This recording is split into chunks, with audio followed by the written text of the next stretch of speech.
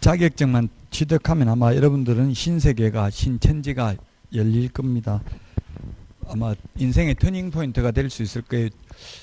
어제 또 제가 그 부동산 리처 투자자문협회 제가 자문위원인데 자격증 있는 분들 그 자산운용 전문 인력 구해달라고 연락 왔더라고. 평생 죽을 때까지 고용한다고. 자격증만 취득하시라고. 취직할 때도 많아요. 취직 못하면 연락하세요. 시험 합격하고 나서. 서울에는 취직시켜 드릴 수 있어요. 서울에는. 뭐라고요? 예, 사기치는 수법을 배워야 돼요. 그 강남에 가서 이런 거 좀 배우고 나서 예.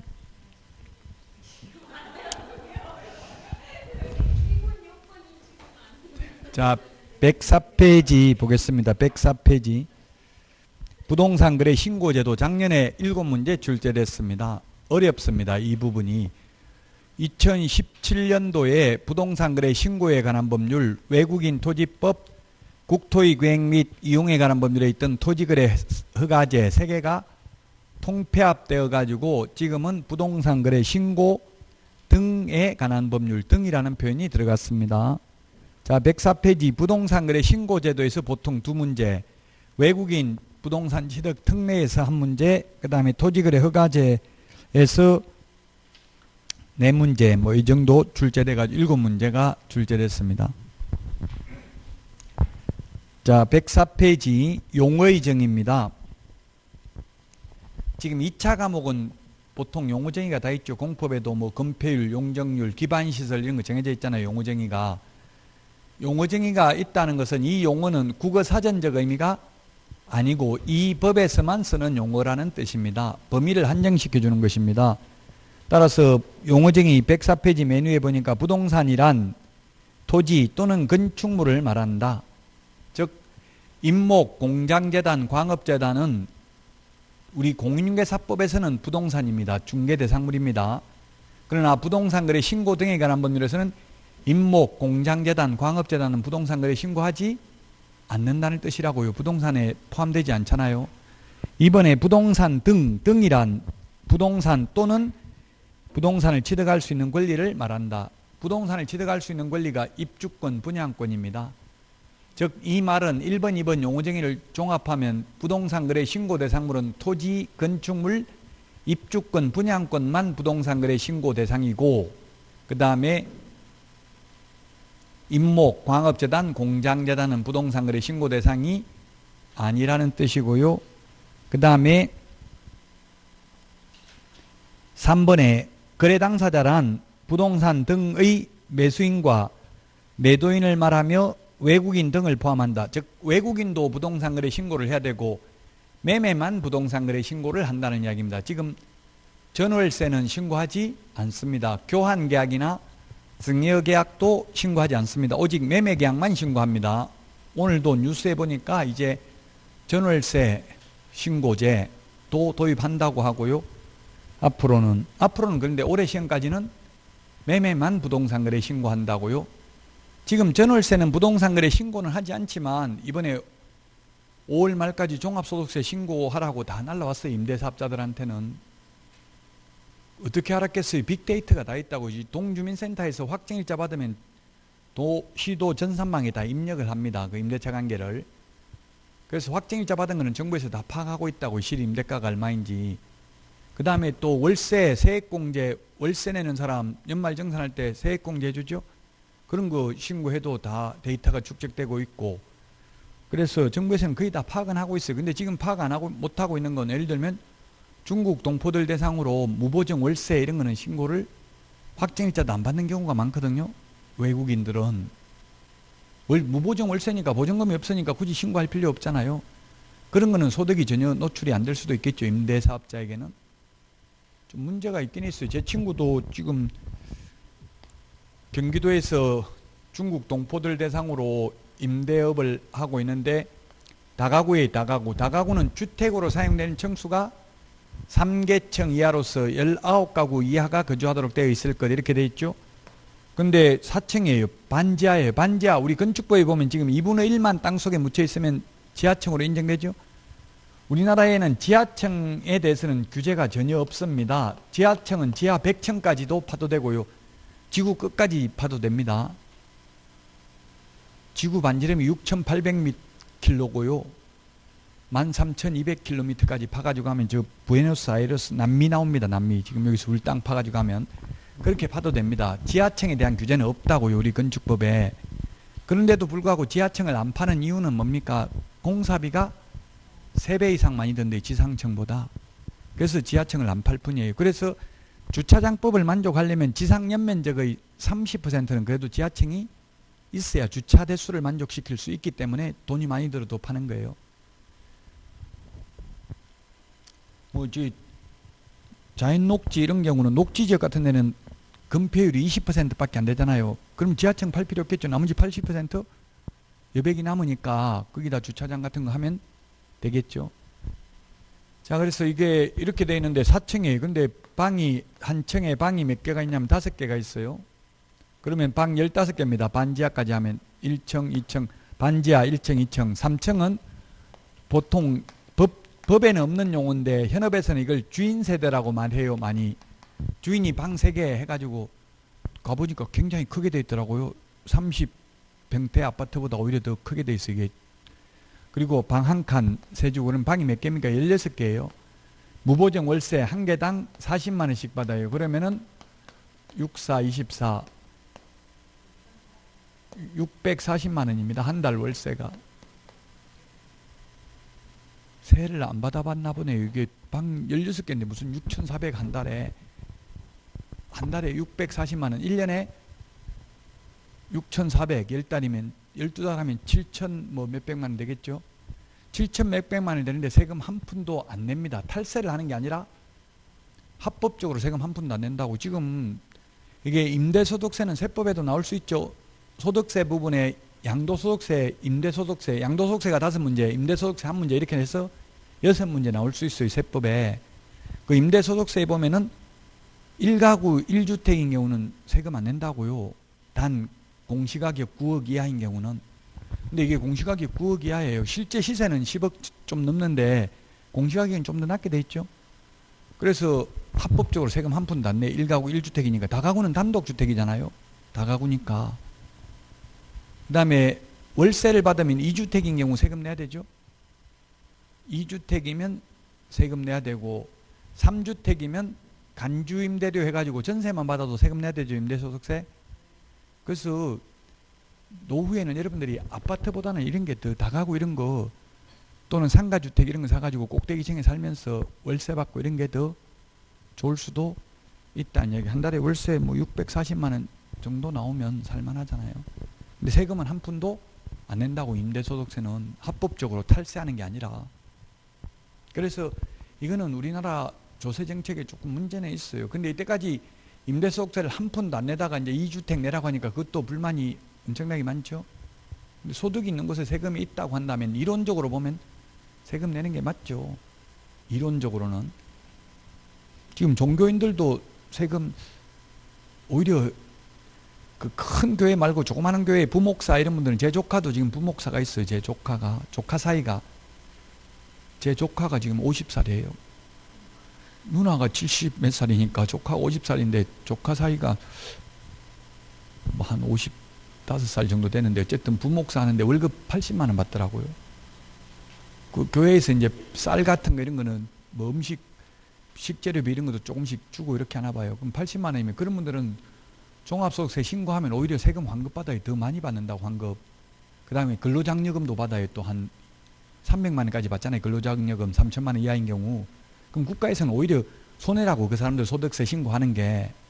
그렇지만 하라고 하는 이유는 대형 교회 큰 담임 목사들 이런 분들은 뭐 퇴직금을 20억씩 받고 이러더라고요. 보니까. 그런 분들 때문에 이제 하라고 하는 거지. 조그마한 교회 뭐 부목사나 이런 분들은 오히려 국가에서 돈 더 줘야 된다고 소득세 신고하면. 여러분들도 소득 조금 받는 경우는 오히려 신고하는 게 100% 환급 받잖아요. 소득 얼마 안 되는 경우는 한 1,000만 원 이 정도는 신고하는 게 세금 환급 받고 또 나중에 근로장려금도 받는다고. 근로 안 하면 근로장려금 못 받잖아요. 자, 그래서 2번 신고대상물입니다. 신고대상물. 매매계약만 신고합니다. 교환계약이나 승여계약이나 임대차는 신고 안 한다. 2번은 우리 암기 프린터 12번에 보면은 12번에 맨 밑에 보면은 건공도시 빈산주택 이 8개 법률에 의한 공급계약은 부동산거래 신고합니다. 12번에 찾았어요, 프린터? 이게 건축물 분양에 관한 법률입니다. 건축법이 아닙니다. 건축물의 분양에 관한 법률, 그 다음에 공공주택 특별법, 도시개발법, 도시 및 주거환경정비법, 빈집 및 소규모 주택 정비에 관한 특례법, 산업입지 및 개발에 관한 법률, 주택법, 택지개발 촉진법 이 8개 법률에 의한 공급계약은 부동산거래 신고해야 됩니다. 즉 아파트 처음 분양받았을 때에도 부동산거래 신고해야 됩니다. 그러나 건축법상 만약 선분양한다면 분양받아도 부동산거래 신고할 필요 없습니다. 건축법을 적용받는 것은 29호, 29세대까지는 건축법 적용받죠. 30호, 30세대 이상인 경우는 주택법을 적용받습니다. 처음 분양받았을 때도 부동산거래 신고해야 된다. 3번 다음의 어느 하나에 해당하는 지위의 매매계약입니다. 동그라미 기억해 보니까 동그라미 2번에 따른 계약을 통하여 부동산을 공급받은 자로 선정된 지위, 즉 아파트 처음 분양받았을 때 부동산거래 신고했다면 이를 전매할 때도 부동산거래 신고를 해야 된다는 이야기입니다. 자, 그 다음에 동그라미 2번에 보니까 도시 및 주거환경정비법 제74조에 따른 관리처분계획 인가 및 빈집 및 소규모 주택 정비에 관한 특례법 제29조에 따른 사업계획 인가로 취득한 입주자로 선정된 지위의 매매계약 할 때는 부동산거래 신고를 해야 된다. 자, 신고 의무자입니다. 동그라미 1번 직거래. 직거래가 있고 중개거래가 있죠. 개업공개사를 통해서 거래하는 경우가 있고요. 거래 당사자 직접 거래하는 경우는 계약 체결일로부터 30일 이내입니다. 우리 프린트 35번에 동그라미 3번에 있습니다. 60일에서 올해 30일로 개정됐습니다. 그리고 잔금일로부터 30일이 아니라 계약일로부터 30일입니다. 계약일로부터 30일. 신고관청에 공동으로 신고해야 된다. 공동으로 신고해야 된다는 말은 신고서에 서명 또는 날인을 공동으로 해야 된다는 뜻이고 제출을 공동으로 해야 된다는 의미는 아닙니다. 신고서 제출은 공동으로 해도 되고 단독으로 제출을 해도 됩니다. 서명 또는 날인은 공동으로 해야 된다는 뜻입니다. 다만 거래 당사자 중 일방이 국가 등인 경우에는 국가 등이 신고를 단독으로 해야 됩니다. 단독으로 국가 등이 신고해야 됩니다. 그 다음 2번 거래 당사자 중 일방이 신고서에 서명 또는 날인을 거부하는 경우, 이게 신고를 거부하는 경우죠. 상대방이 단독으로 신고할 수 있다. 이 경우 전자문서 불가능이다. 왜냐하면 맨 밑에 동그라미 3번 상대방이 단독으로 할 경우에는 거부 사유서와 계약서 사본을 제출하러 가야 됩니다. 그래서 방문 신고만 가능하고 전자문서가 안 된다고요. 둘이 같이 갈 때에는 계약서 사본하고 사유서 제출할 필요 없습니다. 둘이 같이 서명 또는 날인을 했다면. 자, 그 다음에 105페이지 메뉴에 중개거래인 경우는 개업공개사가 개입되어서 계약서를 작성했으면 반드시 개업공개사가 부동산거래 신고를 해야 됩니다. 중개거래인 경우는 거래 당사자는 서명 또는 날인할 의무가 없죠. 신고서에. 계약 일방 당사자가 국가 등이라 하더라도 중개거래인 경우는 반드시 개업공개사가 부동산거래 신고를 해야 됩니다.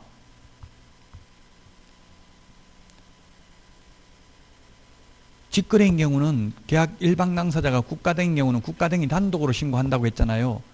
중개거래일 때는 계약 일방 당사자가 국가 등이라도 반드시 개업공개사가 부동산거래 신고를 해야 된다. 그 다음에 4번 부동산거래 신고를 받은 시장군수구청장은 그 신고 내용을 확인한 후 신고 필정을 신고인에게 지체 없이 교부해야 됩니다. 즉시에서 지체 없이로 2017년도에 다 바뀌었습니다. 지체 없이는 상당한 이유 없이 지체하면 안 될 때 쓰는 표현이고, 즉시는 이유 이하를 불문하고 즉시입니다. 4번에 신고해야 될 사항, 이게 중요한데요. 우리 암기 프린터는 13번에 있습니다. 13번. 13번에 보면은 입자, 실종, 중개인, 입자, 실종, 중개인 기소입니다. 자, 입자가 뭐냐면 실입주 여부와 자금 조달 계획인데 이게 올해 바뀌었습니다. 옛날 거는 뭐 기억할 필요도 없는데 옛날 거 자꾸 기억하면 더 헷갈리니까 그냥 지금 바뀐 것만 이야기하면, 옛날에는 투기과일지구만 해당되는데 지금은 투기과일지구뿐만 아니라 조정지역도 포함하고 3억 초과가 아니라 3억 이상입니다. 3억 이상. 비규제지역은 6억 초과가 아니라 6억 이상입니다. 인 경우에 자금 조달 계획과 실입주 여부를 신고해야 됩니다. 그런데 투기과일지구 안에서 9억 초과입니다. 이상이 아니고 9억 초과하는 경우에는 정빙자료도 제출해야 된다고요. 그래서 지금 이런 정책들 때문에 9억 초과하는 아파트 값이 지금은 내려가고 있습니다. 정빙자료를 제출해야 되니까 주로 이거는 뭐냐면 미성년자들이 편법으로 증여받는 것, 부모로부터 물려받는 것을 방지하기 위한 조치입니다. 미성년자인 경우 돈 어디서 받았는지 10억이면은 9억 넘으면 미성년자 월급 받진 않았을 거 아니에요. 부모한테 받았다고 하면 세금 내야 되겠죠. 증여세를 내야 되기 때문에, 그래서 미성년자 등이 편법으로 증여받는 것을 방지하기 위해서 이렇게 정빙자료를 제출하도록 했습니다.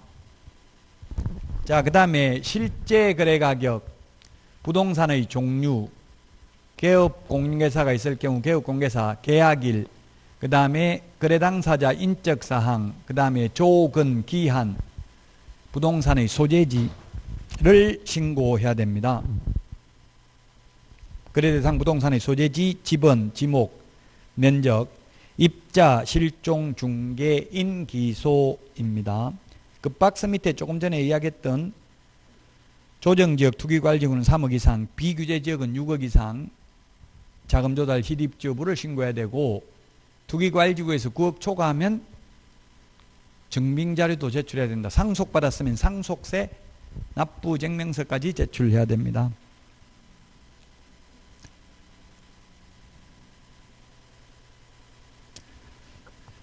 양가로 1번 자금조달 입주계획서 제출입니다. 동그라미 1번 자금조달계획과 입주계획을 신고하여야 하는 경우에는 신고서를 제출할 때 매수인이 단독으로 서명 또는 날인한 자금조달 입주계획서를 신고관청에 함께 제출해야 된다. 2번 투기과일지구에 소유하는 주택으로서 실제 거래가격이 9억 초과하는 주택거래계약을 체결한 경우에는 자금의 조달계획을 증명하는 다음의 서류를 첨부하여야 한다. 이 경우 자금조달 입주계획서의 제출일을 기준으로 주택 취득에 필요한 자금의 대출이 실행되지 않거나 본인 소유 부동산의 매매계약이 체결되지 않는 경우 등 항목별 금액 증명이 어려운 경우에는 그 사유서를 첨부해야 됩니다. 106페이지, 거기에 기억, 니은, 이게 증빙자료입니다. 이걸 뭐 다 암기할 수는 없고, 어쨌든 예금, 잔액증명서 등 예금 금액을 증명할 수 있는 서류 제출해야 됩니다. 예를 들면 이명박 전 대통령의 아들은 내곡동 집을 큰아버지한테 현금 빌려가지고 샀다, 이렇게 주장했는데 그런 건 안 된다는 이야기죠. 현금 안 되고 현금 통장으로 거래해야 된다는 이야기죠. 통장으로 거래하면 예금 잔액증명서 이런 걸 제출해야 된다고요. 현금으로 받아왔다 7억인가 8억 이렇게 장롱 안에 있는 거 이렇게 해가지고 처벌은 안 받았는데요. 실제 몇 억 되는 걸 현금으로 거래하는 경우는 거의 없죠. 현실적으로. 지금 저는 100만 원도 현금 만져본 적이 없어요. 최근에. 다 통장으로 거래하잖아요. 급여도 다 통장으로 입금식되고. 저는 10만 원도 현금 잘 안 가지고 다녀요. 없어요. 가지고 다니려고 해도 돈이 없어서. 예, 카드만 가져다녀요. 카드로 다 되니까. 예, 용돈은 제가 한 달에 5만 원 써요. 현금은 5만 원. 나머지는 다 카드로 쓴다고.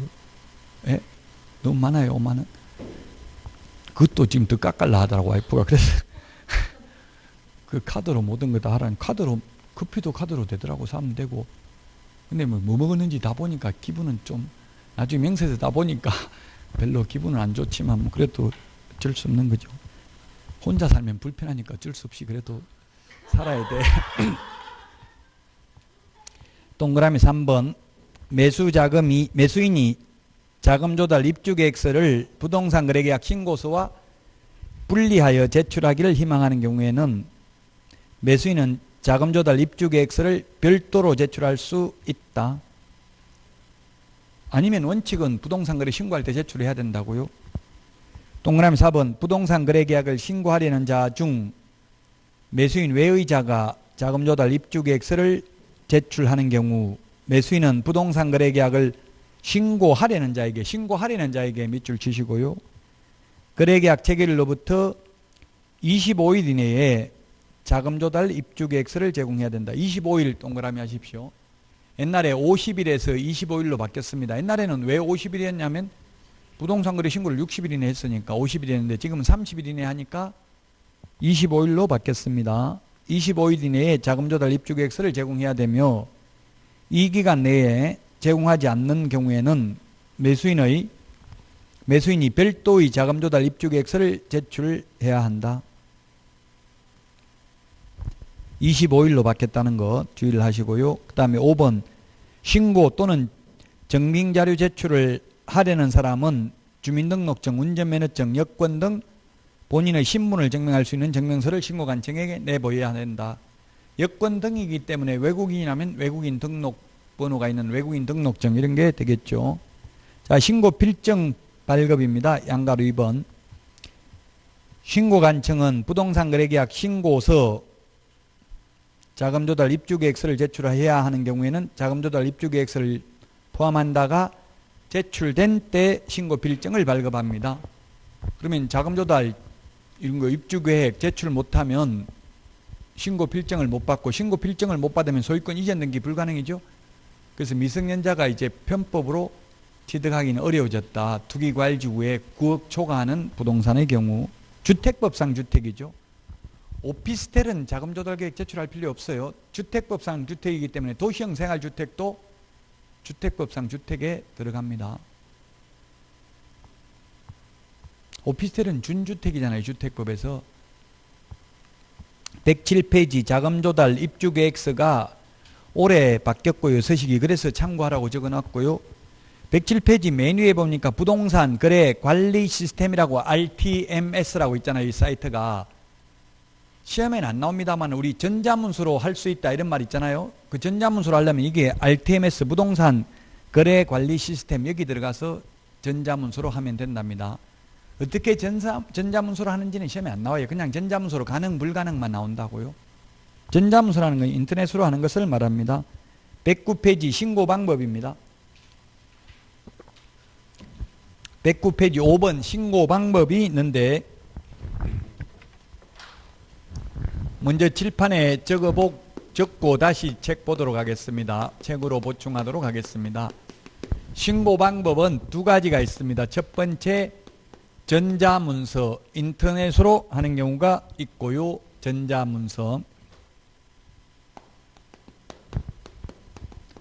전자문서가 있고 그 다음에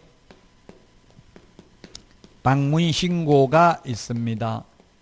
전자문서는 본인만 할 수 있습니다. 본인만 할 수 있고요. 대리인은 전자문서로 할 수 없습니다. 소속 공인회사가 전자문서로 대행할 수는 없습니다. 방문신고, 신고서 제출은 대리인도 물론 가능합니다. 본인인데 항상 신고하러 가는 사람 신분증은 있어야 됩니다. 그러면 전자문서는 신분증을 가져가는 게 아니라 인터넷으로 하니까 공인인증서가 있어야 됩니다. 공인인증서. 지금 국회에서 공인인증서 폐지 법안이 통과됐는데요. 그렇다고 해서 공인인증서가 완전히 없는 게 아니고 본인 확인하는 방법은 이제 지금은 딱 정해진 이 공인인증서, 은행에서 발급한 법용 뭐 이런 거 하나만 가능했는데 이제 다양한 방법으로 본인 인증하는 게 있을 거예요. 근데 다른 걸로 하니까 돈을 내야 되더라고요, 보니까. 그 대신에 이제 좀 어쨌든 지금 현재 우리 법에서는 공인인증서가 있어야 된다고요. 신분증 대신에. 자, 그 다음에 방문신고가 있는데, 방문신고는 본인이 할 수도 있고 대리인이 할 수도 있습니다. 둘 다 가능합니다. 본인도 가능하고 대리인도, 대리인은 신고서 제출을 대행하는 거지 신고서 작성을 대행하는 것은 아닙니다. 본인이 하는 것은 신분증만 가져가면 됩니다. 당연히 신고서는 가져가야 되고요. 신분증만 있으면 되니까 이제 주로 시험에 나온다면 대리인이 하는 경우가 시험에 나올 수 있겠죠. 대리인은 거래 당사자를 대리하는 경우가 있고 당사자를 대리하는 경우가 있고 개업 공인중개사를 대리하는 경우가 있을 수 있습니다. 거래 당사자를 대리하는 경우에 항상 신고하러 가는 사람 신분증은 있어야 됩니다. 대리인 신분증 있어야 되고요. 그 다음에 본인 자필 서명 있는 위임장 있어야 됩니다. 본인 자필 서명 위임장 있어야 되고요. 그 다음에 본인 신분증 사본이 있으면 됩니다. 처음에 만들었을 때는 자필 서명 있는 본인 신분증 사본이었는데 지금은 자필 서명은 없어도 됩니다. 자, 그 다음에 본인 자필 서명 있는 위임장이 있어야 되는데 법인인 경우에는 숨을 쉬는 사람이 없기 때문에 법인인 경우는 법인 인감이 날인된 위임장이 있어야 되고요. 본인 신분증 대신에 법인인 경우에는 법인 인감증명서가 있으면 됩니다.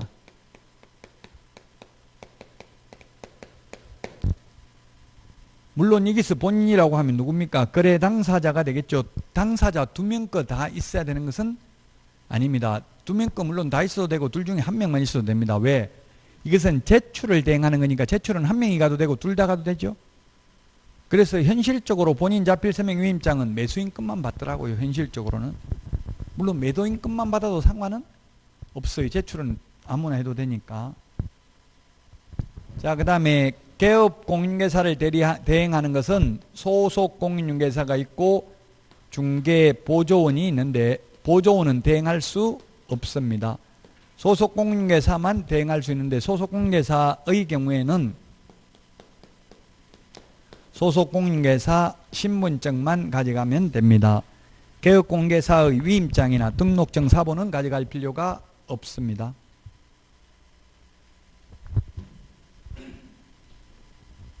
109페이지. 자, 신고서 양가로 1번 제출. 지금 칠판에 적은 걸 다시 한번 읽어보면 동그라미 1번 부동산 거래계약을 체결하고 해당 거래계약을 신고하려는 거래 당사자는 신고서에 공동으로 서명 또는 날인입니다. 거래계약서와 확인설명서만 서명 및 날인이고 그 외의 모든 서류는 서명 또는 날인이라고 했죠. 날인하여 신고관청에 제출해야 된다. 단독으로 부동산 거래계약을 신고하려는 국가지자체는 단독으로 서명 또는 날인하여 제출해야 되고요. 신고하려는 사람은 신분증을 보여주어야 합니다. 자, 법 보여주어야 한다. 법조문 그대로입니다. 민법 같으면 이렇게 보여주어야 한다 이런 말 없죠. 뭐 제시해야 된다 뭐 이런 식으로 한자로 다 돼 있잖아요. 근데 모든 법을 새로 만들거나 개정할 때는 반드시 한글을 쓰도록 의무하고 있습니다. 동그라미 4번 부동산 거래 계약 시스템, 즉 전자계약서를 작성하면 따로 부동산 거래 신고서 제출할 필요도 없고 동주민센터 확정일자 받으러 갈 필요도 없습니다. 해제 신고서도 제출할 필요 없고 시스템상 해제하면 해제 신고서가 제출된 것으로 봅니다. 그 다음에 5번에 부동산 거래계약 신고서의 제출 전자문서에 의한 신고를 제외한다. 제출은 거래 당사자 부동산 거래계약 신고서를 제출하기로 한 자의 위임을 받은 자가 대행할 수 있다. 대리인이 할 수 있다고요. 근데 전자문서는 대리인이 안 된다고 했죠. 괄호 안에. 그 다음에 이 경우 부동산 거래계약 신고서 제출을 대행하는 자는 신분증명서를 신고관청에 내보이고 다음의 서류를 제출해야 된다. 기억 부동산 거래 신고서 제출을 위임한 거래 당사자의 자필 서명이 있는 위임장이 있어야 되는데 법인인 경우에는 법인 인감도장이 찍혀져 있는 위임장이 있어야 된다 했습니다. 니은에 위임한 거래 당사자의 신분증명서 사본, 법인인 경우는 인감증명서를 제출해야 됩니다. 6번에 부동산 거래계약 신고서의 제출은 당해 거래계약을 중개한 개업공개사의 위임을 받은 소속공개사가 제출을 대행할 수 있습니다. 작성을 대행할 수 있는 게 아니고 이 경우 소속공개사 신분증명서만 내보이면 됩니다. 개업공개사의 위임장 같은 것은 필요 없습니다. 양가로 2번 신고 내용의 조사 등인데 신고관청은 신고받은 내용이 누락되어 있거나 정확하지 아니하다고 판단되는 경우에는 신고인에게 신고 내용을 보완하게 하거나 신고한 내용의 사실 여부를 확인하기 위하여 소속 공문으로 하여금 거래 당사자 또는 개업공개사에게 거래계약서, 거래대금 지급을 증명할 수 있는 서류 등 관련 자료의 제출을 요구하는 등 필요한 조치를 할 수 있는데 이 요구에 따르지 않는 경우에 거래대금 지급 증명자료 제출 안 하면 3천만 원 이하의 과태료, 그 외의 자료 제출을 거부하면 500만 원 이하의 과태료입니다.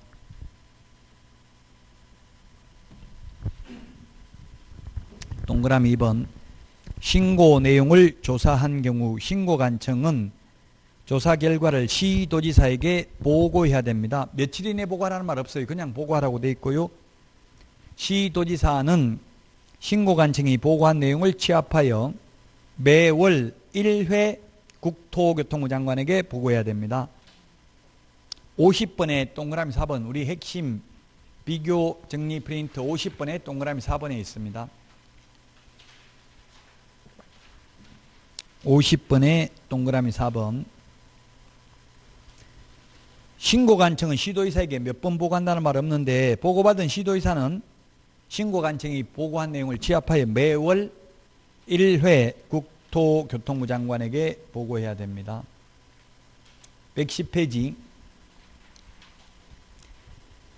동그라미 3번 동그라미 1번에도 불구하고 국토교통부 장관은 신고받은 내용의 확인을 위하여 필요한 때에는 신고 내용 조사를 직접 또는 신고관청과 공동으로 실시할 수 있다. 그래서 동그라미 4번 국토교통부 장관 및 신고관청, 국토교통부 장관도 추가됐습니다. 올해.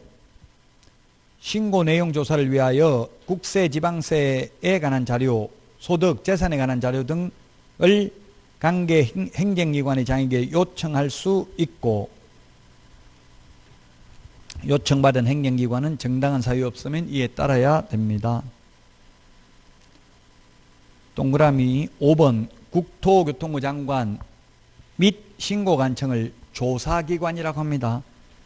조사기관은 신고 내용의 조사 결과 내용이 이 법 또는 주택법, 공인중개사법, 상속 및 증여세법 등 다른 법률을 위반하였다고 판단되는 때에는 이를 수사기관에 고발하거나 관계 행정기관의 장에게 통보하는 등 필요한 조치를 할 수 있습니다.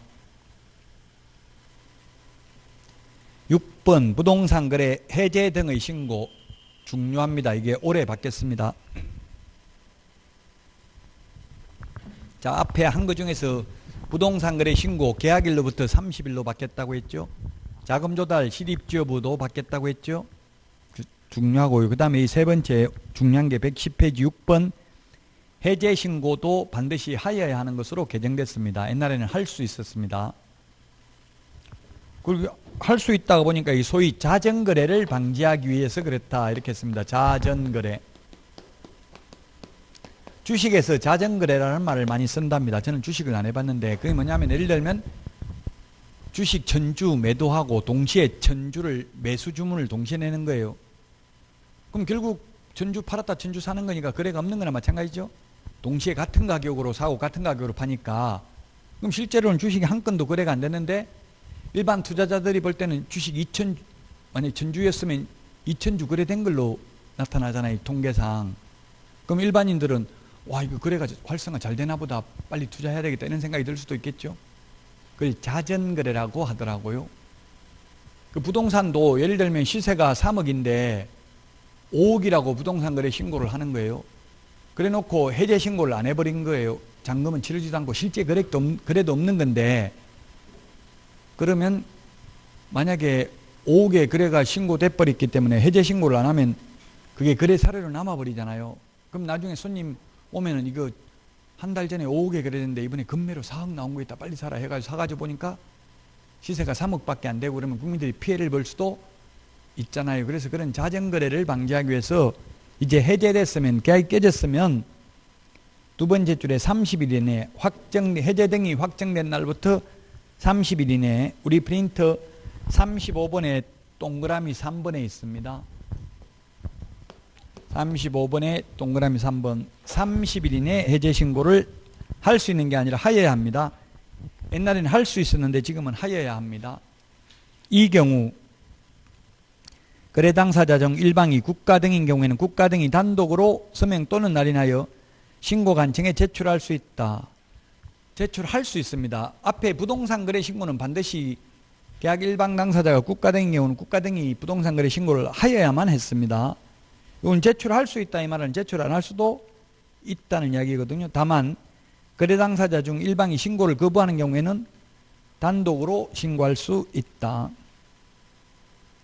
3번 개업공개사가 부동산 거래 신고를 한 경우에 개업공개사가 해제 신고를 할 수 있다.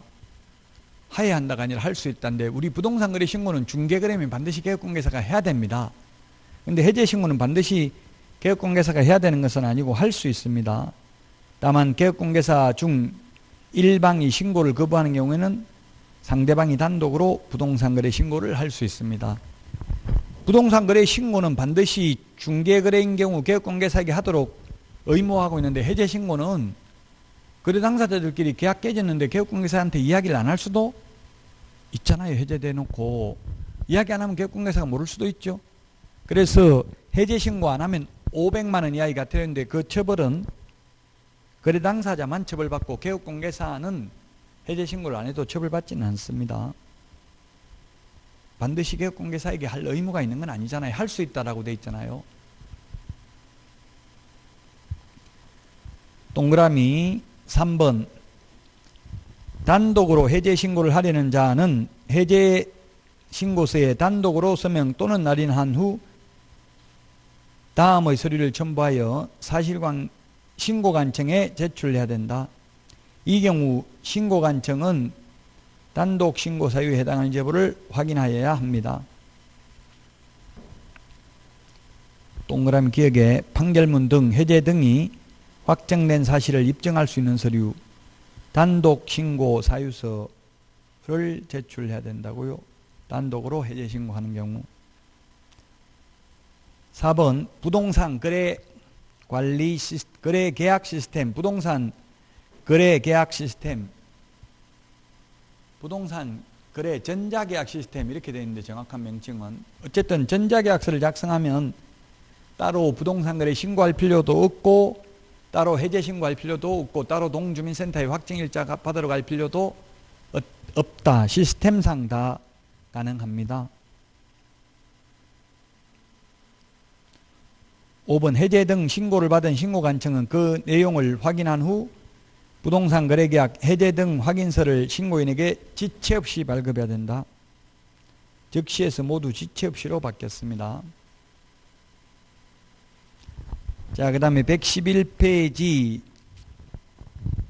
거짓 신고했을 때 처벌 규정인데 해제 신고를 거짓으로 한 경우 즉 해제되지도 않았는데 해제 신고하면 3천만 원 이하가 되려고요. 니은에 보면 해제되었음에도 불구하고 30일 이내 해제 신고를 안 하면 500만 원 이하의 과태료가 되겠습니다. 그 다음에 정정신청인데, 정정신청 우리 프린터 14번에 보면 14번 주지사 종목,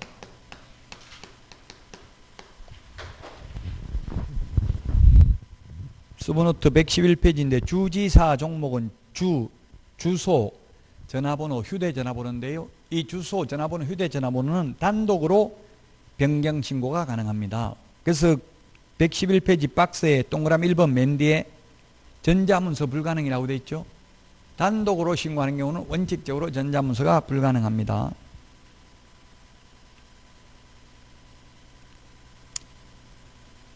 자, 그 다음에 거래 당사자 또는 개업공개사는 부동산 거래계약 신고 내용 중 다음 어느 하나에 해당하는 사항이 잘못 기재된 경우에는 밑줄 치세요.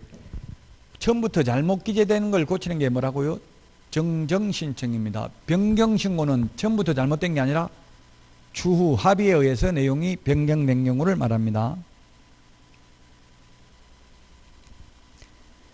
자, 그래서 동그라미 2번에 보니까 거래 지분 비율, 주지사 할 때 지분 비율, 사는 사무소 소재지, 상호, 전화번호고요. 주지사 종목, 건축물의 종류는 정정이 가능한데 토지의 종류는 정정이 안 됩니다. 그 다음에 목은 지목입니다. 지목. 따라서 토지의 종류, 부동산 등의 소재지, 면적, 실제 거래 가격, 중도금, 잔금, 계약일자, 거래 당사자의 성명과 주민등록번호는 정정이 불가능하다. 계약의 본질적 내용은 정정할 수가 없습니다. 주지사 종목인데 동그라미 1번은 단독으로 정정 신청 가능하며 법정 서식이 없다.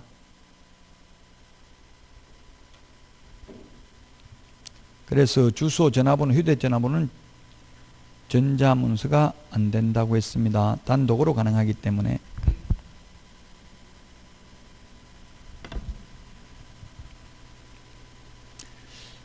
법정 서식이 없는 것, 법정 서식 없는 것,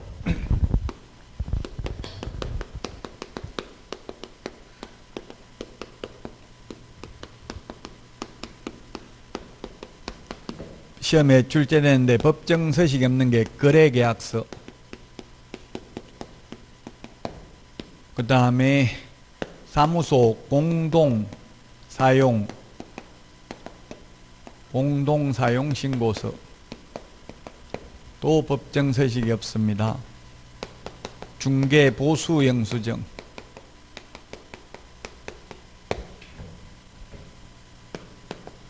보수 영수증 법정 서식이 없고요. 그 다음에 정정신청서,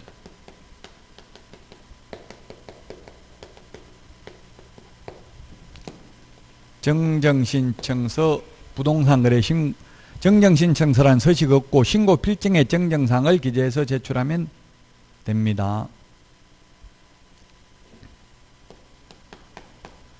그 다음에 금인계약서, 당모가지 개대가리 중위조한다 필요적 기재사항만 기재되면 되고 법정 서식은 없습니다. 거래계약서도 법정 서식 없다. 그러나 중개계약서는 법정 서식이 있습니다. 중개계약서, 일반 중개계약서, 전속 중개계약서는 법정 서식이 있다.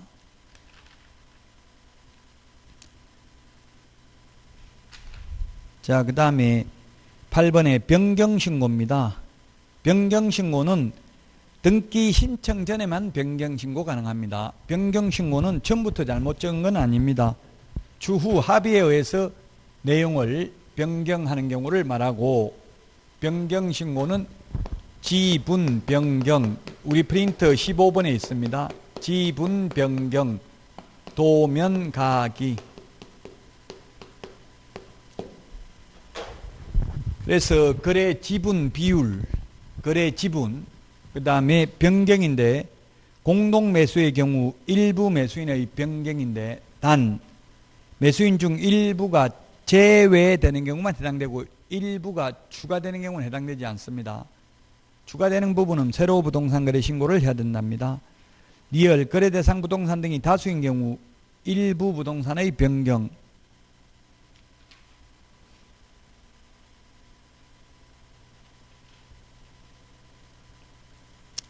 자, 그 다음에 거래 대상 부동산 등이 다수인 경우 일부 부동산 등의 변경, 거래 대상 부동산 중 일부가 제외되는 경우만 해당된다.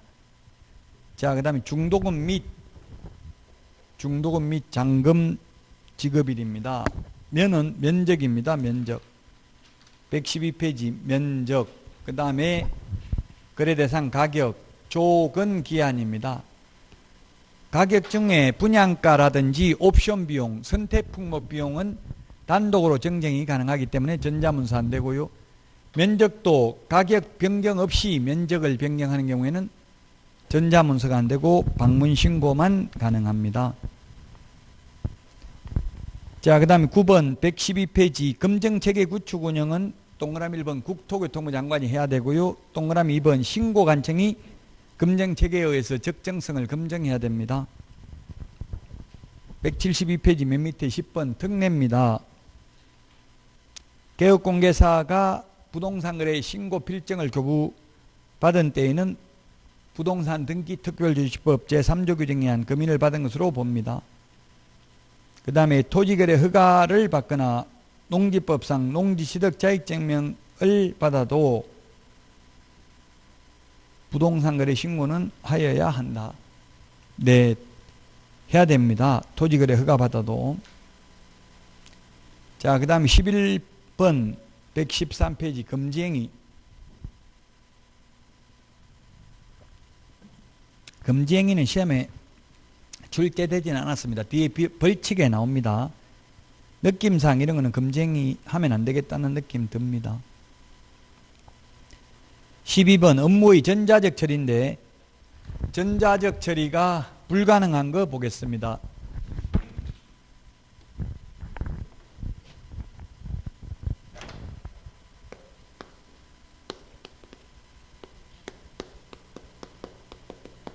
전자적 처리 불가능.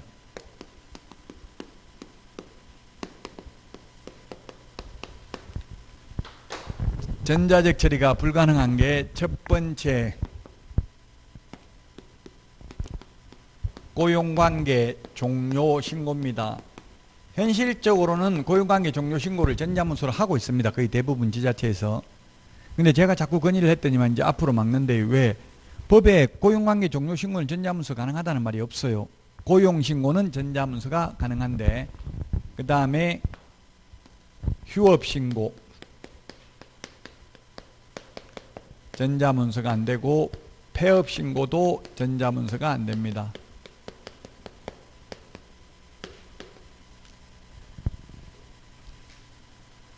그 다음에 또 전자문서가 안 되는 게 신고를 거부해서 상대방이 단독으로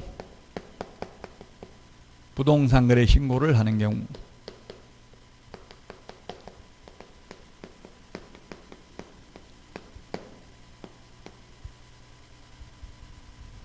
그 다음에 신고를 거부해서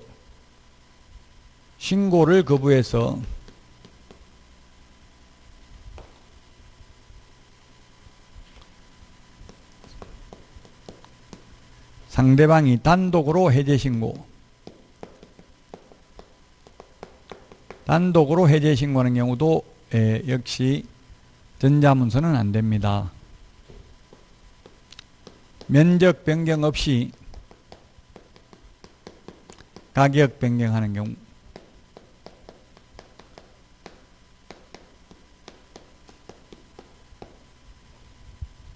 이런 경우는 계약서 사본 등을 제출하러 가야 됩니다. 면적 변경은 없이 그대로인데 가격만 변경되는 경우, 그 다음에 공급 가격, 옵션 비용,